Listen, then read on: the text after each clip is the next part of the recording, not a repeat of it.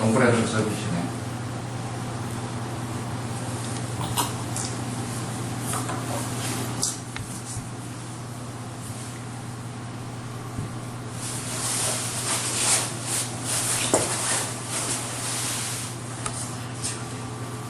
저도 주시는 거예요? 그럼요.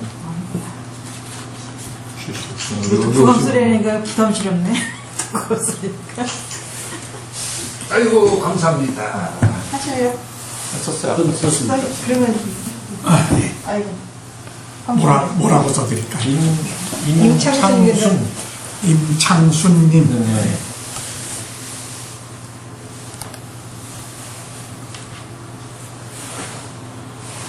끝까지 잘 읽길 바람 이렇게 써서. 저기 있잖아요. 잠안 올 때 읽으셔. 난 이런 거잘 읽어. 사람 될까 봐. 사람 되면 안 돼. 목사님 된 지가 10년 된 거. 여자분한테도 사랑합니다. 가요? 그거 예? 그걸로 끝내야지 뭐. 그런 건 좀 약하시네.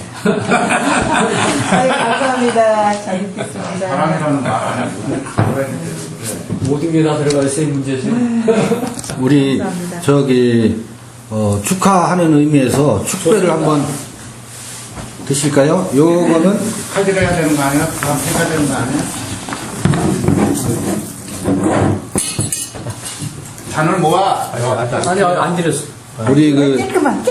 전통 삼양주를 가지고 아이고, 이거 많아요. 성찬식 겸 네, 잔을 모아서. 이게 무슨 술이에요? 축배를 들도록 하겠습니다. 아니, 술이 막걸리야, 뭐야? 막걸리. 네, 막걸리. 막걸리가 아니고 소맥주. 자, 있어? 여기 있어. 있어. 감사합니다. 자 축하합니다. 너무 높이 드리면 안 되지. 제 후속편이나 이 편은 계획이 없으신가요? 벌써 2편? 소녀 끝인데 무슨 2편이야. 아이고, 어우, 자. 아, 이 청주도 담그셨어요? 어디 명주가 만든 아 이게 거예요? 괴산군 명주에. 불정면에 계신 그 금년 73세 되신 어르신이 편하네. 삼양주를 이제 삽살로 담은 6개월 걸려서 완성한 술인데요. 맛있다. 전통주죠. 이게 우리 그 포도주보다 이 쌀 와인이지 말하자면 이게 쌀 와인이에요 말하자면. 요걸로 한국에서는 성찬식을 해도 참 좋겠다 싶더라고 맛을 보니까. 좋네 진짜. 카톨릭에 저기 거기서 하는 거는 다 백세주로 하더라고. 백세주요? 예. 하얀 성찬식에서 이거. 우리 아, 백세주가 아니다. 화이트 와인이지. 화이트 와인, 천세주. 그 간단하게 제가 좀 몇 가지 질문을 드리고요. 여러분들 또 그 책에 대한 질문도 괜찮고 자연스럽게 말씀 나눴으면 좋겠는데 우리 이광성님께서는 제가 알기로 목사님이신데 어떻게 도덕경에 대해서 관심을 갖게 되셨는지 그리고 또 관심 정도가 아니고 성경하고 비교하시면서 성경의 도와 노자의 도 이걸 같이 제목을 달고 노자의 도 성경의 도 성경의 도 노자의 도 이렇게 컨셉을 갖고 집필을 하셨는데 어떤 동기에 의해서 여기까지 오셨는지 잠깐 좀 말씀을 주시면 네. 감사하겠습니다. 20년 전에 의정부에 살 때 그때는 글을 많이 쓸 때였어요. 그런데 노자 도덕경을 읽는데 이게 전부 성경으로 해석이 되는 거예요. 아, 이게 성경 말씀이네 했었는데 어느 날 저 아파트 벽 건너의 아파트 벽이 저게 나구나, 저 아파트 벽이 나네 하는 그게 그냥 강하게 들어오면서 이 노자를 쓰게 됐습니다. 그런데 그 당시에 학자들이 얘기하는 걸로는 노자가 81장까지 있는데 36장까지는 노자가 쓰고 그 다음에는 다른 사람들이 이렇게 삽입한 것들도 많다라고 했고 10장까지가 진수이고 그 다음에는 이제 많이 삽입된 것들이 있다라고 해서 처음에는 10장까지만 썼었습니다. 그런데 요번 코로나로 인해 가지고 다시 글을 쓰기 했는데 그 전에 쓴 것들이 컴퓨터 바이러스에 의해서 다 죽어가지고요. 사실은 한문세긴도 그때 만드는 게 있었는데 이게 다 죽어가지고 요번에 코로나로 인해 가지고서 그거를 6개월에 걸쳐서 한문세긴을 다시 완성을 했어요. 근데 그거 완성한 게 정말 잘한 게 그거를 했기 때문에 1장과 81장, 뭐 1장과 50장 연결되는 거를 다 찾을 수가 있었어요. 그런데 쓰다 보니까는 50장에 가가지고 이기무사지라고 하는 말이 있습니다. 죽음의 자리가 없는 까닭이다라고 하는 그 의미에 그거를 읽고 나서 와 앞에 썼던 거 다 갈아엎어버렸어요. 죽음의 자리가 없다라고 하는 것은 성인만 죽음의 자리가 없는 게 아니라 우리 보통 사람들도 죽음의 자리가 없는 건 똑같은데 그거를 아는 사람은 죽음의 자리가 없다는 걸 알고 편안하게 죽음이 삶의 한 선물이라는 걸 알고 갈 수가 있는데 우리들은 그걸 거의 다 모르고 안 죽으려고 아둥바둥 산다는 걸 알았어요. 그러니까 이게 무슨 소리냐면은 누구에게나 하나님은 똑같이 죽음의 자리를 주지를 않았는데 어떤 사람은 알고 어떤 사람은 모른다.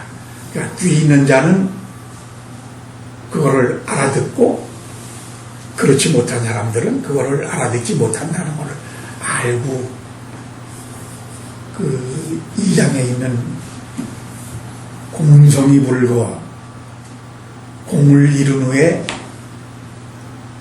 살지 않는다라고 하는 그 말이 예수의 십자가, 예수가 요한복음에서 나오는 다 이루었다, 십자가 위에서 다 이루었다, 그리고 숨을 거두시니라라고 하는 그거하고 이 공성의 불거가 내가 생각하기에는 딱 맞는 거예요. 그리고 공성의 불거가 그렇게 해놓고 부유불거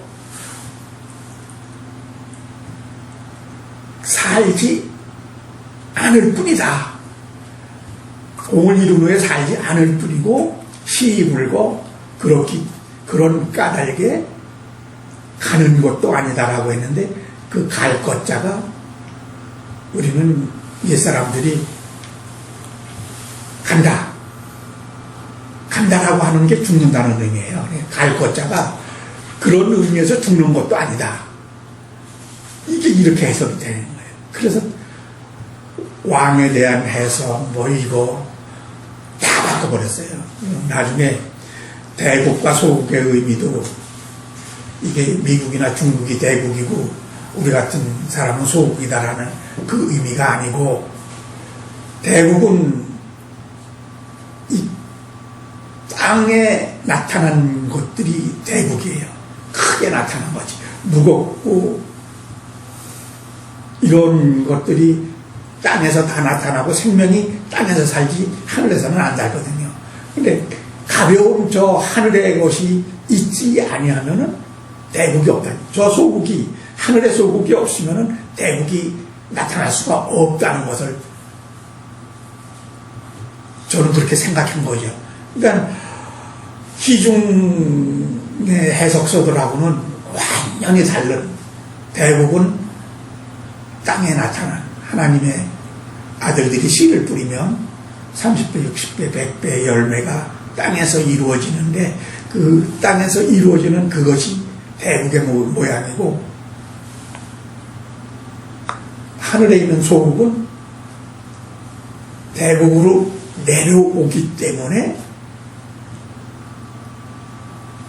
대국을 거느리고 또 대국은 소국의 밑에 있기 때문에 대국으로서 역할을 다한다라고 하는.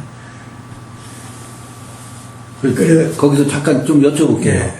그 지금 대국 소국 하면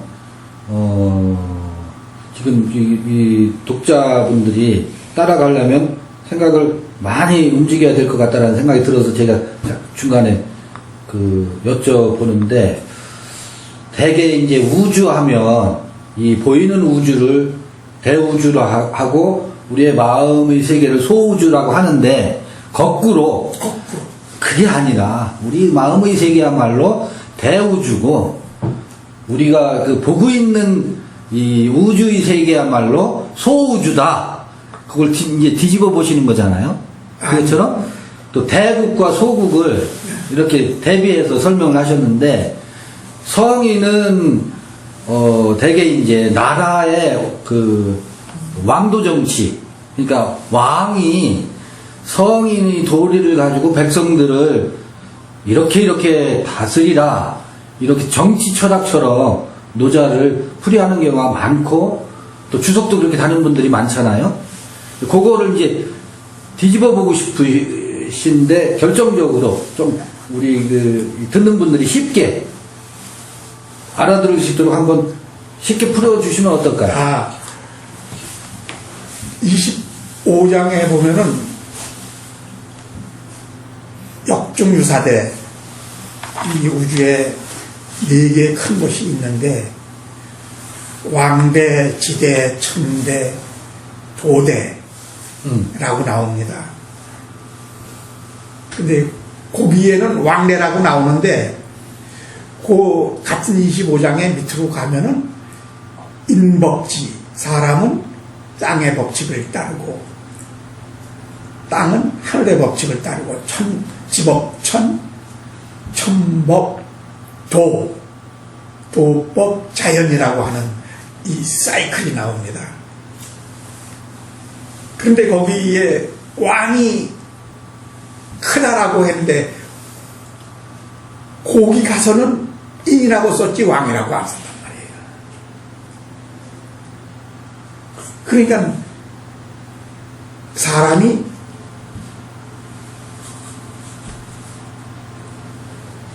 그 만물의 영장으로서 만물의 왕이다라고 하는 그 의미예요. 예수께서 그 심판을 받을 때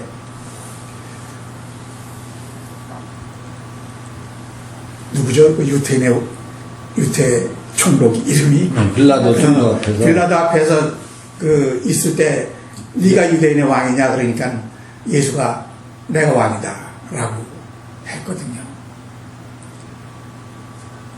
그리고 마귀가 내가 내 말에 순종하면 이 천하만국을 너에게 주리라라고 했을 때, 이거는 내 나라가 아니기 때문에 내가 여기서 왕으로 탈 일이 없다는 거죠.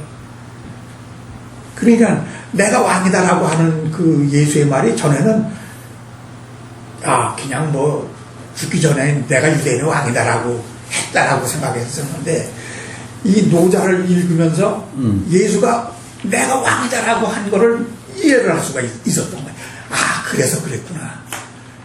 그러니까 예수만 왕이 아니고 우리 모두가 다 같은 만물의 영장으로서의 왕이라고 하는 거를 우리가 알 수가 있어요. 그래서 그 왕이, 이 노자도덕경을 보면은 왕이 많은 그 성인이 해야 될 일들을 왕이 해놓은 것이다라고 이렇게 써놓은 게 많은데, 네. 그걸 왕이 하는 거라고 읽어버리면은 이건 말이 안 돼. 왕이 어떻게 성인이 되냐고요. 권력을 원하는 자, 권력 근처에 있는 자들은 성인이 있을 수가 없거든요. 그런데 성인 불인 5장에 나오는 네. 이 백성의 추구 그 나오잖아요. 네. 이때 성인은 왕으로 대입시키고 이 백성의 추구 이 백성을 풀강아지처럼 대한다. 이렇게 대비된 것을 보면 성인은 백성에 대비되니까 왕을 지칭하는 게 아닌가 라고 생각하기 쉽단 말이죠. 그걸 한번 그런데 네. 노자도덕경을 읽다 보면은 왕이 하는 일을 왕은 도저히 할 수 없는 일들을 한다고 써놨어요. 근데 그게 사실은 성인들이 하는 거야. 성인들이 하는 거야. 딱 한 군데 노자가 이건 도가 아니다라고 하는, 야 이 도적놈들아, 예수가 예루살렘 성전에 가서 상을 뒤엎으면서 독사이 새끼들아라고 했던 그 얘기가 노자도덕경에도 나와요. 그러니까 백성들을 한테서 너무 많이 도둑질 해가는 그들을 향해서 이거는 도가 아니다라고 점잖게 썼지만은 그게 바로 똑같이 이 독사이 새끼들아라고 하는 의미로 쓴 거라고요. 그리고 그게 왕이 되지 말아야 되는 것이 제2장에 보면은 현인을 숭상하지 마라. 그러면 네. 3인부쟁이라고 그랬어요. 네. 그런데 모든 책들은 백성으로 하여금 다투지 않게 하는 것, 하라라고 하는 그거를 썼는데, 그런데 현자를 숭상하고 또 불기난득지와 얻기 어려운 재물을 귀하다고 여기지 아니하면 3인 불의도 백성으로 하여금 도적이 되지 않게 한다라고 하는 그런 말이 있어요. 그런데 이게 말이 안 되는 소리라고. 이게 이 사를 하여금 사자로 읽으면은 그렇게 돼요. 그러니까 백성만 다투고 백성만 도적질을 한다라고 했는데 그게 아니고 이 사자를 하여금 사자로 아닌 불일사자로 하면은 부리는 자와 백성이 다투지 아니하고, 그러니까 현자를 숭상하지 아니하면 부리는 자와 백성이 다투지 아니하고, 얻기 어려운 재물을 귀하다고 하지 귀한 것이 되지 아니하면은 부리는 자와 백성이 도적이 되지 아니한다. 아니 이 말하고 또 한 가지 말이 있어요. 그러니까 이 부리는 자가 왕이잖아요. 네. 그런데 똑같이 도적놈이 되고 똑같이 다투는 거예요. 그 왕이 38번인가 이렇게 나오는데 그 왕이 나오는 그 문장을 다 읽어보시면은 이거는 왕이 할 수 있는 일이 절대 아니다라는 걸 알 수가 있다고요. 그러니까 거기에 왕이라고 표시하는 거는 만물의 영장인 인간, 만물의 왕인 인간 중에서 깨달음을 가진 성인이 할 수 있는 일이다라는 게 나와요. 근데 딱 한 군데서만 그 왕공을 야 이 도둑놈들하고 했을 때 거기에 나오는 왕공은 성인이 아니고 진짜 왕공이라는 것이 한 군데가만 그렇게 할 수가 있다고요. 그러니까 우리가 노자도덕경을 읽으면서 왕을 그냥 권력자로 읽어버리면은 저거는 정세치국사가 되지. 네, 네. 절대로 영성책이 될 수가 없다는 겁니다. 아까 이제 2장이라고 하셨는데 불상현 3인부쟁 3장. 삼장인가? 네, 3장에 나오는 건데 네. 그 불상현이라는 게 현자를, 그러니까 우리는 뭐 공자왈, 맹자왈, 성현들을 숭상하고 성현의 가르침을 받으려고 하는데, 성현의 가르침을 끊임없이 받으면 아무개가 가라사대 이러이러하지 않았느냐. 이제 그 조선시대에도 보면 신하들이 그 왕에게 성현의 가르침에 이러이러하다고 했다 하는 걸 끊임없이 그 상소문을 올리고 왕에게 간언을 하잖아요. 그런데 현자를 섬기게 되면 현자의 그 금지옥욕과 같은 그들의 말씀이 기준이 돼서 그것에 따르지 않으면 틀렸다고 말하고, 성현의 가르침을 좇아야 군자가 된다고 하니 백성들로 하여금 3인부쟁이 아니라 그 다투게 그러니까 백성들로 하여금 다투는 게 아니라 부리는 자와 백성이 다투게 된다라고 하는 부리는 자와 백성이 다툰다.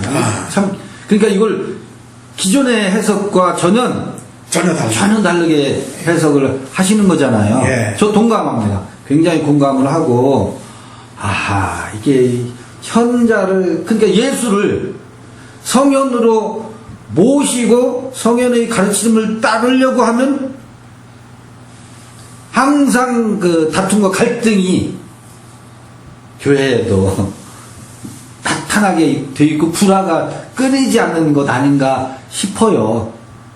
그것도 이제 예수께서 가라사대 이렇게 말씀하지 않았느냐. 그러니까 이렇게 살아야 된다라고 채찍질을 하게 되어 있잖아요. 그래서 노자는 절악무 배우는 걸 끊어라 걱정이 없으리니라고 했는데, 성인을 숭상하지 말아라도 통하죠. 그게 그러니까 아예 공부하지 말라는 의미가 아니고 결국은 무소불처럼 어느 때는 혼자서 가라는 뜻이에요. 이게 성인이 아니고 성현. 네. 그 성현들의 말에 그거 따르려고 하지 말고 내가 뜻하는 대로 내 방식대로 무소불처럼 혼자서 가는 것 가야지만 맞다라고 하는 그 얘기를 하는 거라고 생각해요. 그러면 제가 요건 좀 궁금해서 여쭤보는데, 우리 인생은 처음에는 성현의 가르침을 좇게 돼 있잖아요. 모학선지. 그게 모학선지. 성현의 가르침을 줬다가 그 성현의 가르침이 너무도 무거운 짐이라 그 가르침대로 살 수가 없잖아. 살다 보면 이게 그래 사라지느냐고. 그래서 성현의 가르침이 너무도 무겁고 곤고해서 걷어차고 난 그렇게 못 산다. 그래서 성현의 불상현하게 되는 때가 오잖아요. 그렇다고 생각해요. 그러니까 무소불처럼 혼자서 갈 때는 네. 성현의 말 같은 거 다 내려놓고 내 안에서 찾는 그 하나님, 수많은 일이 있는데 내가 찾는 하나님만이 내게 진리다라고 하는 거예요. 그래서 그 불상현 후에 도덕경에서는 우리를 성현을 숭상하지 말고 성인이 되라도 아니죠. 도덕경은 해라 말아라고 하는 소리가 하나도 없습니다. 네. 그래서 도덕경 다만 성인은 이러이러하다. 이러이러하다라고만 얘기해요. 네. 그래서 이 도덕경을 이렇게 집필해 가시면서 도덕경의 저는 이것도 이어서 여쭤보고 싶은데, 도덕경에 대한 해설서가 지금 현재도 많이 나와 있고, 또 주석서들도 옛 사람들이 또 왕필이라든지 하상공이라든지 이 주석서들이 많이 있잖아요. 우리 저자님께서 집필해 가실 때 그들의 주석서, 지금 뭐 많은 얘기를 할 수가 없으니까 그들의 주석서를 보시면서 아쉬웠던 거라고 할까? 어떤 도덕경에 대한 해석이 이렇게 가면 이게 이상하지 않나? 핵심적인 건 그 예를 들어서 좀 해주실 수 있나요? 그러니까 이 책은 그런 책이 아니다. 난 이렇게 해석했다. 해석이 되더라. 그것과 연계가 될 것 같아서 질문을 드려보는 거예요. 지금 시중에 나와 있는 모든 도덕경 해석서는 정세치국서로 국가를 다스리는, 세상을 경영하고 국가를 다스리는 그 책으로 한 이유가 왕필과 하상공의 주석을 네네. 그들이 거기 범주에서 벗어나면 학자들의 그 범위가 그렇잖아요. 그 범주에서 벗어나면은 육하원칙에서 벗어나면 예. 결국은 그들은 욕을 먹을 거예요. 이거 아닌데라고 하는 그런 두려움을 받을까봐 대가의 주석에 짓눌려 있군요. 왕필과 하상공의 그 주석의 범주에서 벗어나지를 못해요. 근데 우리가 얘기하는 영성이라고 하는 거는 진짜 벗어나야 돼요. 그러니까 예수를 만나면 예수를 죽이고 부처를 만나면 부처를 죽여라라고 하는 그 의미처럼 시다르타가 무슨 소리를 했어도 그것까지도 다 무시할 수 있는 나만의 부처, 나만의 하나님을 찾아야 된다는 거죠. 그게 바로 영성이거든요. 그래서 저는 저 책에 처음에도 썼지만은 내가 한문을 잘 알아서 쓴 것도 아니다.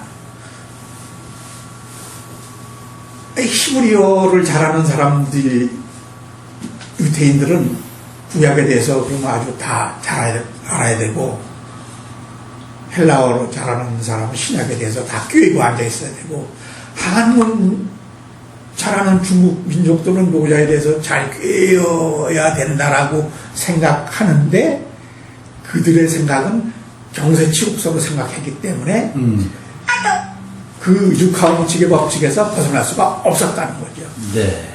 그래서 저는 감히 이 책이 영성으로서 우리가 읽지 아니하면은 크게 도움이 되지 아니하고, 우리 국민 5천만이 있는데 한문 잘 알지 못해도 우리 5천만이 다 노자도덕경을 쓰려고만 마음먹으면 다 쓸 수 있다. 영성으로 쓸 수 있다. 그거를 저는 강조하는 거예요. 그래서 5천만의 노자도덕경이 나오기를 바라면서 이 책을 썼다라고 했습니다. 그러면 그 대개 주석가들이 그 성인을 경세치국의 그 다스리는 자들에게 가르치는 교훈으로 해석하려고 하고 그렇게 풀이하려고 하는 것이 대개 일반적이라고 지적을 하셨고, 근데 이제 아까 초두에도 말씀을 주셨지만 나는 그렇게 안 보인다. 모두에게 성인의 도를 가르치는 것이고, 여기서 나오는 성인은 임금을 비유로 했을 수는 있지만 결코 임금을 이야기하는 것이 아니고 사람이야말로 그 왕이다. 그럴 때 그러면 백성은 내가 성인이라면, 내가 왕이라면, 예수께서 내가 진리의 왕이라면 내가 다스려야 될 백성, 그리고 이 백성의 추구, 그 백성을 대할 때 풀강아지처럼 대하는 그 백성은 어떻게 그러면 풀이를 하셨고 또 지금 설명을 해 주실 수 있는지. 성인은 누구를 다스리려고 하는 사람이 아닙니다. 성인이 누구를 다스린다라고 하면은 그게 정말 우습게 돼버려요. 그래서 성인은 말이 아닌 행동으로 가르치는 것이다 라고 했어요. 그러니까 도덕경에 나오는 말대로 타원이면 삭공이다. 말을 많이 하면은 궁한대로 몰리는다 라고 하는 건데요. 말이 아닌 행동으로 가르친다라고 하는 그거의 백미가 예수의 십자가 사건이라고 생각하는 겁니다.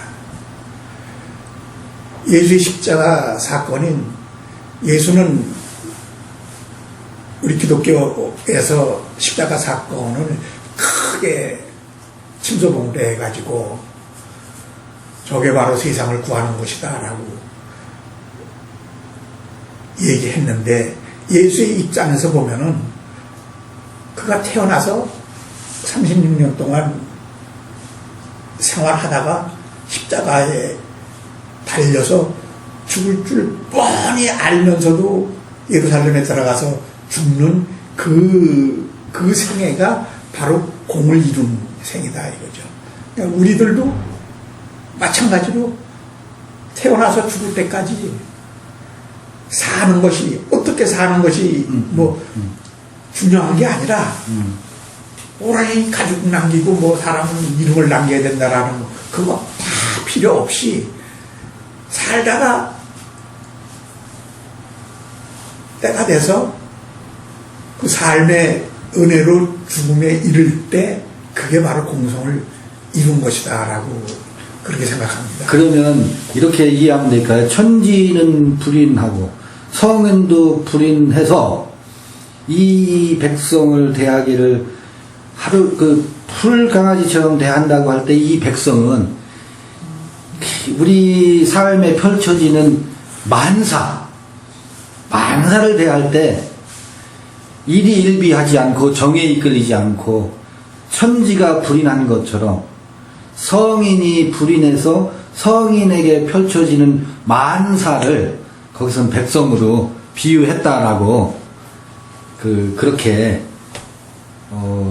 해석을 해도 될까요? 아니면 그렇게 하는 것은 또 지나친 비약이다. 성인이 다스릴 수 없는 이유는 성경에서 바울이 나는 바보고 힘들고 바울이 자기를 통탄하는 글이 있잖아요. 근데 노자도덕경도 노자가 20장에서 자기를 통탄하는 게 있어요. 난 바보 같고 쪼다 같고 정말 아무것도 할 줄 모르고 남들은 뭐 봄등대에 가서 신나게 술 먹고 띵까띵까 노는데 나는 그것도 못하고 정말 바보 같은 생활을 나는 하고 있다라고 하는 게 나와요. 근데 그런 성인이 어떻게 백성을 다스리냐고요. 백성을 풀강아지처럼 여기고 천지가 불이 나고 성인이 불이 난 이유는 그것이 사랑이기 때문에 불이 난 것이지 그게 사랑이 아니라라고 하면은 너는 이쁘고 너는 착하고 이렇게 할 수가 있죠. 그래서 도덕경 안에 보면은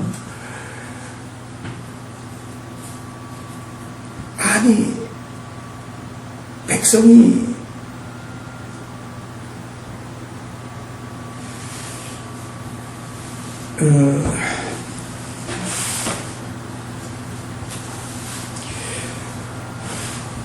착하지 않다고 해서 어떻게 버릴 수 있느냐라고 네. 하는 게 나와요. 네. 그게 지금 제 62장에 보면은 그게 나와요. 착하지 않다고 어떻게 버릴 수 있느냐. 네. 그게 바로 천지가 불인이에요. 인자하지 않으면서도 버리지 못하는 게 천지의 사랑이고 성인의 사랑이 그렇다고요. 그러니까 누구에게나 성경에도 누구에게나 악인에게도 선인에게도 비를 내린다라고 한다는 말이 이 노자도덕경에 나온다고요. 노자도덕경에도 똑같이 나와. 버릴 수 없다는 거야. 그래서 교도소에 가 있는 아들을 어머니가 버릴 수 없는 것처럼. 그런데 이 천지가 또 어떤 애고 같은 것이 없냐 하면은 애고 같은 것도 있어.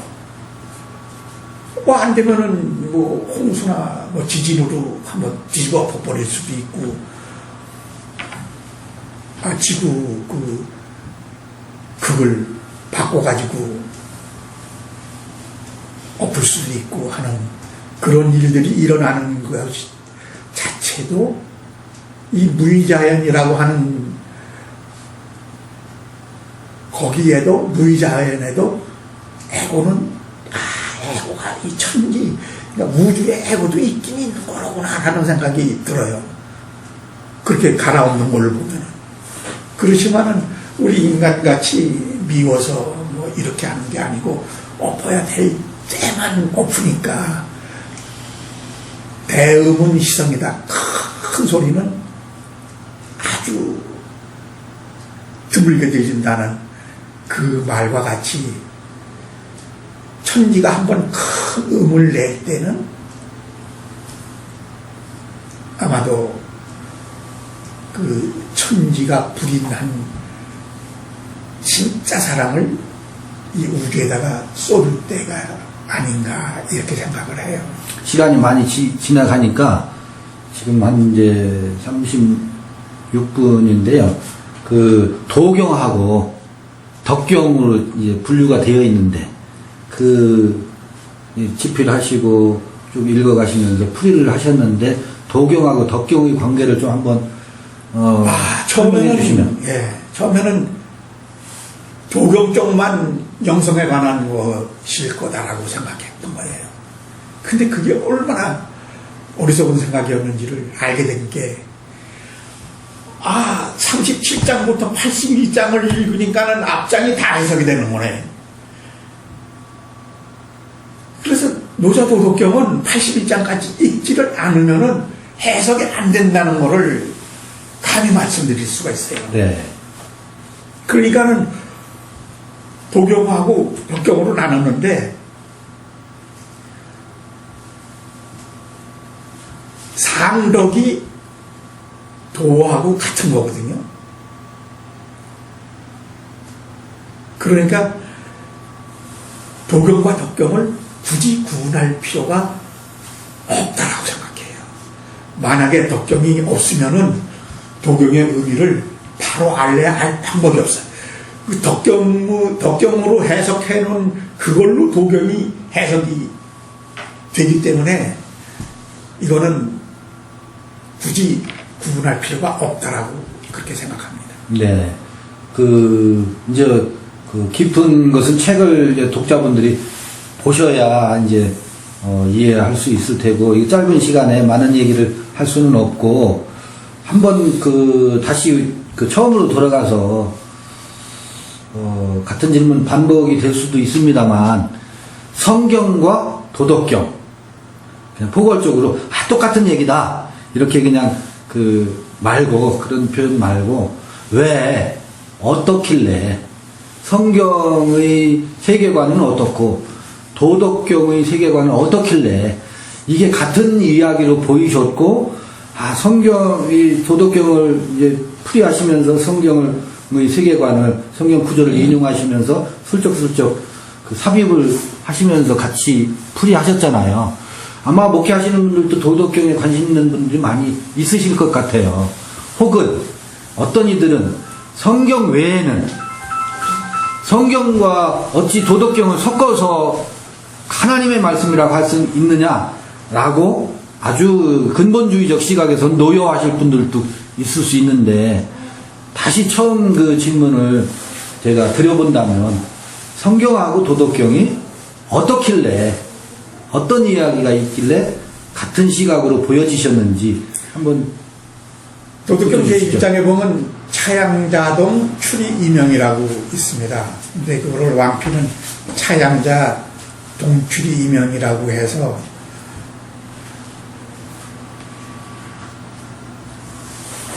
이 둘은 나오면서 같은 곳에서 나와서 이름이 다르다라고 이렇게 얘기하면은 나오기 전에는 어떻게 나오기 전에도 이미 둘로 존재했다는 그런 의미가 돼요. 근데 차양자동 이 둘은 같은데 나오면서 이름이 달라졌다라고 하면은 이거는 그 문 안쪽에서는 하나였었다라는 의미가 됩니다. 그런데 성경에 나와 아버지는 하나다라고 하는 그 예수의 그 말씀이 이게 둘이 아니고 아버지와 나하고 둘이 아니고 하나다. 그러니까 노자도덕경에서 얘기하는 차양자동 추리 이명 이 둘은 원래 같다라는 그 말과 성경에서 얘기하는 나와 아버지는 하나다라고 하는 그리고 아브라함의 하나님, 이삭의 하나님, 야곱의 하나님이라고 했던 그 하나님이 지금 현재 이강석의 하나님, 이승재의 하나님, 김창호의 하나님이다라고 하는 거죠. 그러려 그러면은 이게 둘이 아니고 하나로 느껴질 때만 된다라는 것이죠. 나와 아버지는 둘이 아니고 하나다. 경전은 도덕경으로 동양에서는 나오고 또 서양에서는 뭐 이스라엘에서는 그 모세오경으로 나오고 했을 뿐이지. 원래는 그렇다고 생각합니다. 하나였는데 그 문화권에서 문화와 그 언어 다른 형태의 언어를 띄고 나왔을 뿐이지 다를 수 있겠느냐 그런 관점이실까요? 그렇죠. 이물이 다르되 둘이 아니다라고 하는 거는 우리 뭐 동양적인 해석이지만 성경도 전체가 다 이무리를 얘기하는 거거든요. 그러니까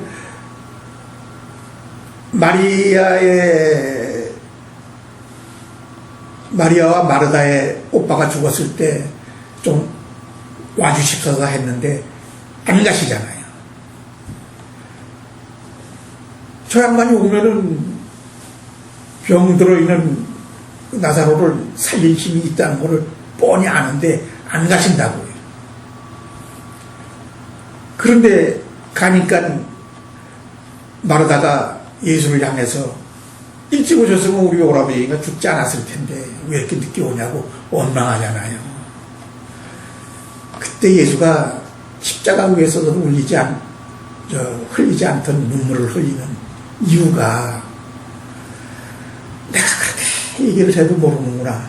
삶과 죽음이 둘이 아니고 하나인데 죽음을 어떻고 삶은 어떠냐.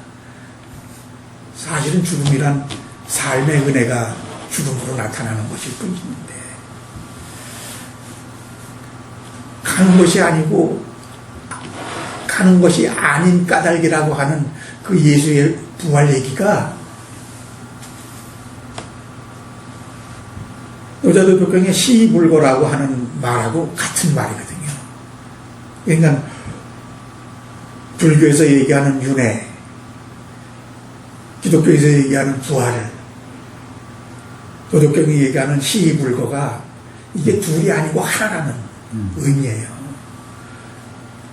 그러니까 모든 것은 둘로 천지로 갈라졌을 때에 그 다음부터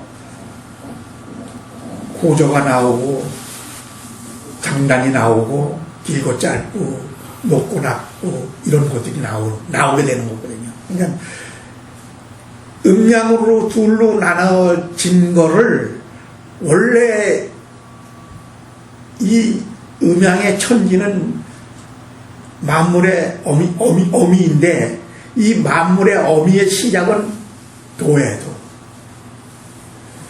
이 도로 가는 것이 하나로 되는 거거든요. 그러니까 둘이 하나가 될 때 우리는 알게 된다는 것이죠. 근데 우리는 계속 그 양극으로 살고 있으니까 예수나 도덕경이나 그 양극으로 사는 거에서 탈피해서 원래 하나로 돌아가라라고 하는 그런 의미입니다. 네. 그러니까 예수가 가르치는 모든 거는 삶과 죽음이 둘이 아니고 하나라는 의미거든요. 이런 평가가 있을 수 있을 것 같아요.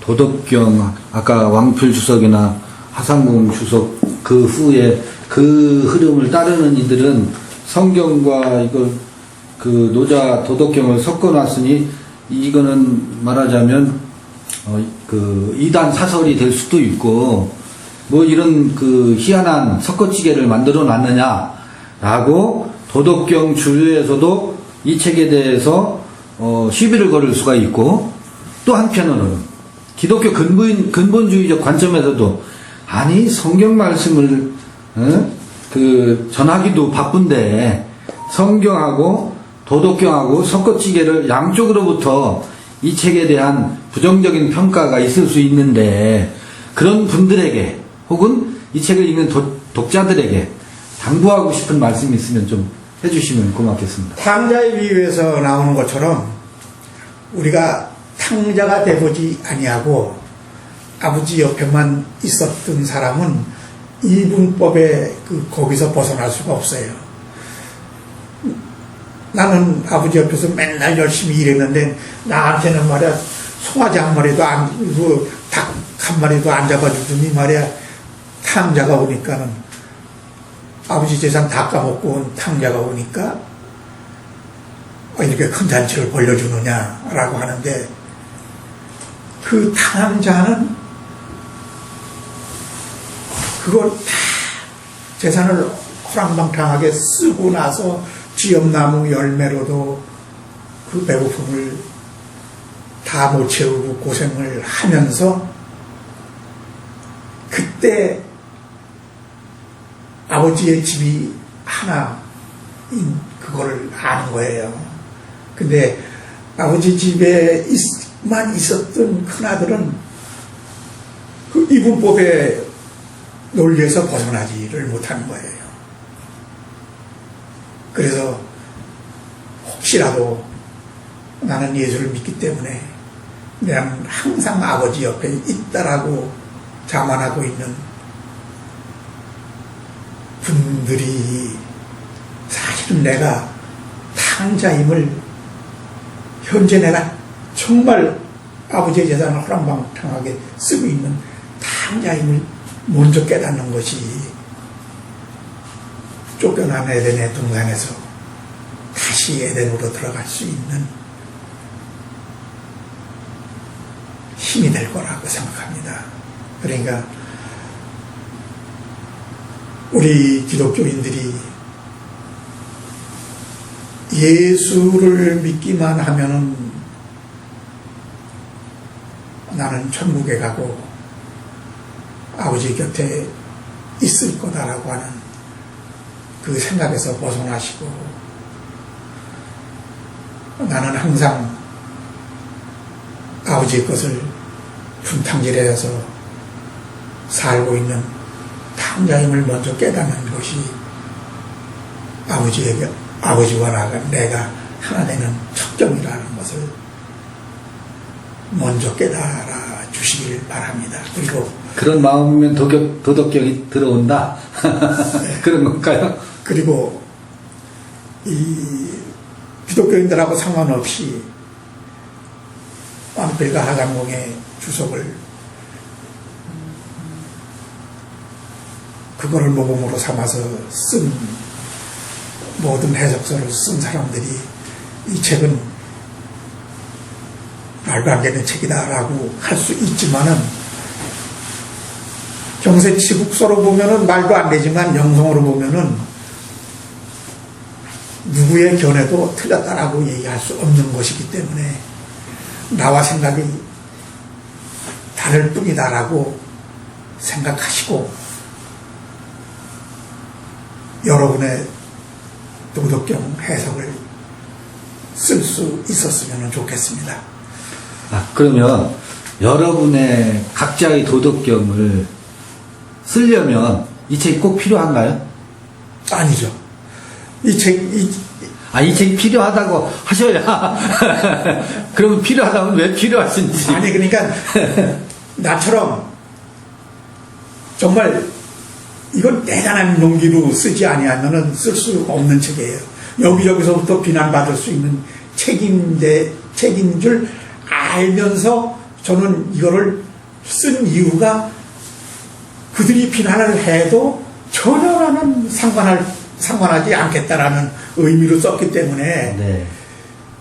여러분들도 저 뒤에 있는 그 한문 색인을 가지고 도덕경을 쓰기 시작하면은 훨씬 쓰기가 쉬워질 거예요. 네, 그러면 제가 그 덧붙여서 말씀을 좀 드릴게요. 이 책을 홍보 겸 각자의 도덕경을 쓰려면 이 책이 왜 필요한지. 물론 우리 지금 저자 이강성님께서 풀이하신 한 400여 쪽이 되는 풀이는 어떤 이는 공감할 수도 있고 다른 견해를 가지실 수도 있지만 각자의 도덕경을 쓸 수 있는 용기를 낼 수 있도록 이 책이 역할을 좀 할 수 있다고 봐져요. 이 해석에 동의하든 동의하지 않던 상관없이 이 저자께서 무슨 작업을 이 책에다 해놓으셨느냐면 도덕경에 나오는 815자가 되는 그 한문 한자 한자에 대한 도덕경 내에서의 색인, 우리가 헬라어 성경, 히브리어 성경을 읽기 위해서 성구사전을 활용하는 것처럼 도덕경 그 구절사전을 할 수 있도록 뒤에 저자의 아주 그 귀한 노고에 의해서 이 부록으로 지금 되어 있습니다만 한문 관주와 색인 사전이 만들어져 있고 각자의 도덕경을 풀이해 가는 데는 이 자료를 참고하면 굉장히 유익할 수 있다. 그걸 제가 대신해서 네. 아니 네. 저 자신도 저 한문 색인을 만들어 놓으시고 참고를 만들어 놓고 참고를 엄청나게 많이 했으니까요. 저게 있기 때문에 저 앞에 글을 쉽게 쓸 수 있었다는 거. 맞습니다. 그리고 이 말의 해석이 여기에 있구나라고 하는 거를 빨리 알 수 있었다는 거. 네. 그거는 확실합니다. 네. 그래서 저는 감히 혹여 독자분들에게 결례가 될 수 있을는지 모르지만 왕필이나 하상공 주석이 그들도 도덕경에 그리고 한문의 대가들이겠지만 일일이 한자에 대한 그 다른 곳에서의 사례들을 일일이 이렇게 섬세하게 확인하고 살펴보고 주석서를 썼을까 의문을 제가 달아볼 수 있거든요. 그런 도리어 이 책은 그런 과정을 거쳐서 주석서가 나왔기 때문에 기존의 해설서보다 다른 점이 분명히 있을 것이고 아마 번득이는 그 예지 속에서 해석이 곳곳에 숨겨져 있다라고 저는 말씀드려볼 수 있겠다 싶어요. 그리고 실제도 그럴 수 있겠다. 지금까지 나와 있는 어떤 도덕경 주석서나 해설서보다 또 다른 관점에서의 그 빛나는 보석 같은 부분이 있다라고 조금은 좀 주제넘게 독자분들에게 혹시 이 책을 소개해 보고 싶습니다. 조금 블러핑이 섞여 있을 수 있겠습니다만 그렇게 말씀드려볼 수 있겠다 싶고요. 이렇게 우리 그 작가님과 대담을 요 정도 하도록 하고 여기 함께 하신 분들의 질문을 한번 받도록 하겠습니다. 무슨 질문도 좋습니다. 좀 지루하셨을 수도 있는데 질문을 주시면 좋겠습니다. 저 뒤에 있는 한문 색인이 관주 성경을 떠올리면서 만든 거거든요. 지금은 관주 성경이 거의 안 나오지만 옛날에 나왔던 성경들은 전부 관주가 있어가지고 그렇습니다. 이 말은 이 말하고 연관되고 이 말은 이 말하고 연관됐다라고 해서 성경 공부하기가 참 좋았던 거를 떠올렸기 때문에 저걸 만든 거거든요. 지금 그러니까 시중에는 그렇게 나와 있는 책이 도덕경이죠. 없는 걸로 제가 알고 있거든요. 어디 CD에 어느 대학 연구소에서 그런 작업을 해놨는지는 모르겠습니다만 단행본으로 시중에는 도덕경 그 관주 그 외에는 있다는 어떤 사람이 거기에 이거 다 있습니다라고 했던 사람이 한 사람이 있었어요. 네. 그런데 그렇다 그러면 왜 그거를 세상에다가 안 내놓는지 난 있으면 그거야말로 세상에다 내놔서 다들 공부할 수 있도록 해야 되는데 꽁꽁 숨겨놨다라고 하면은 의미가 없죠. 그냥 옳은 일이 아니죠. 네. 어떻든 그 작업을 사실 어떤 면에서는 대단히 역사적인 사건이기도 하잖아요. 그 작업이 부록으로 만들어졌다라고 하는 것이 이 책의 아주 소중한 부분이다. 저는 그렇게 평가를 하고 싶습니다. 그리고 그거를 참고하셔서 각자의 도덕경 읽기를 해 나가시면 매우 유익한 자료가 될 거다라고 생각되어지고, 또 이제 지금 이렇게 두서 없이 말씀을 나눴습니다만 관심 있는 분들은 이 책을 꼭 한번 일독을 해 보셨으면 좋겠습니다. 81장까지 다 읽지 아니하면은 도덕경을 완전히 이해할 수가 없어요. 그거는 확실해요. 왜냐하면 전부가 다 연결되어 있으니까. 1장부터 81장이 다 이렇게 꼬리를 물고 연결되어 있기 때문에 원래 이 경전에 대해서 질문을 하려면 경전에 대한 이해가 기초가 되어야 질문도 할 수 있거든요. 근데 우리는 아직 이 책을 안 읽어보셨으니까 책에 대한 내용을 갖고 질문하기는 지금 쉽지 않을 것 같고, 그냥 일상적인 무슨 질문이라도 상관없으니까 말씀을 좀. 이미 뭐 질문이야. 네. 뭐 사회자님이 속속들이 전부 다 해주셔가지고 질문을 대신해 주셔가지고 거의 다 이제 뭐 많이 도움이 됐고, 사실은 그 중에서 나도 가장 관심이 갔던 질문은 기존에 많은 도덕경, 노자의 도덕경이 많이 나와 있는데 이경도서의 도덕경은 노자는 어떤 특징이 있는가 하는 게 제일 궁금했는데요. 말씀해 주신 바와 같았고요. 예. 대충 이제 뭐 자세히 또 책을 읽어봐야 또 이해를 하겠지만 그렇게 알았고, 이 책은 어떻게 보니까 진짜 관주 도덕경이 아닐까라는 생각을 좀, 그리고 굉장히 믿음직하면서 좀 특이한, 그리고 귀한 보관하고 볼 수 있는 그런 책이 아닐까라고 기대를 하고 있습니다. 기대하셔도 좋습니다. 그런 의미에서는 기대하셔도 좋습니다. 그리고 제가 도덕경을 다 쓴 다음에 결론에서 야, 도덕경은 정말 좋은 경전이다. 우리를 구속하지 않는구나. 전혀 구속하는 법이 없구나. 그래서 노자께서 아나 떡이다.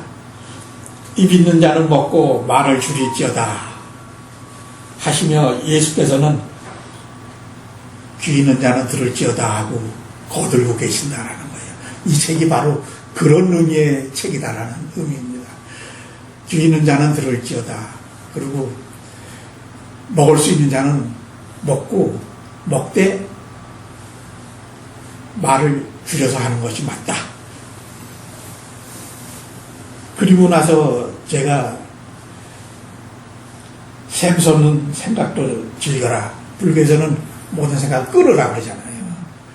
끊고 이것도 명령님이 이것도 또 구속하는 거란 말이에요. 샘솟는 생각도 줄여라, 즐겨라. 없어질 날이 오리니. 때가 되면, 각자의 때가 되면은 그 생각을 끊어가지고 끊고,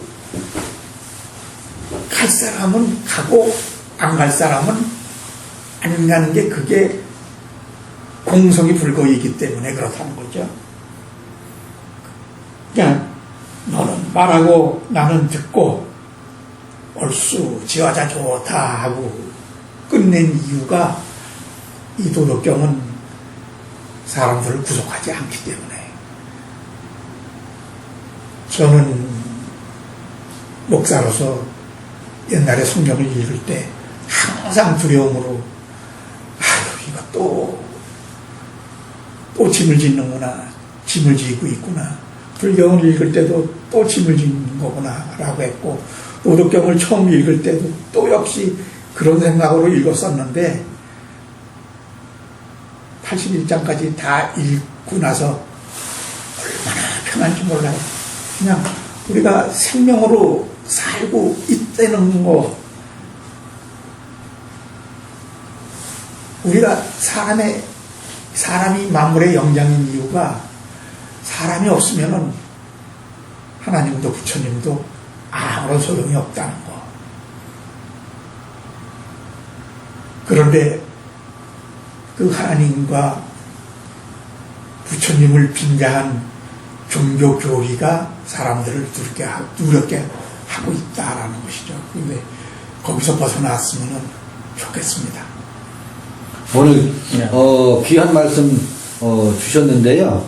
어느 기회가 되면 또 이제 모시고 대담을 하도록 하고, 오늘은 못다한 이야기는 이제 뒤풀이 시간에 하도록 하고, 우리 노자의도 성경의도 이 책에 대해서 저자 이강성님과 대담 시간은 이걸로 마치는 걸로 하겠습니다.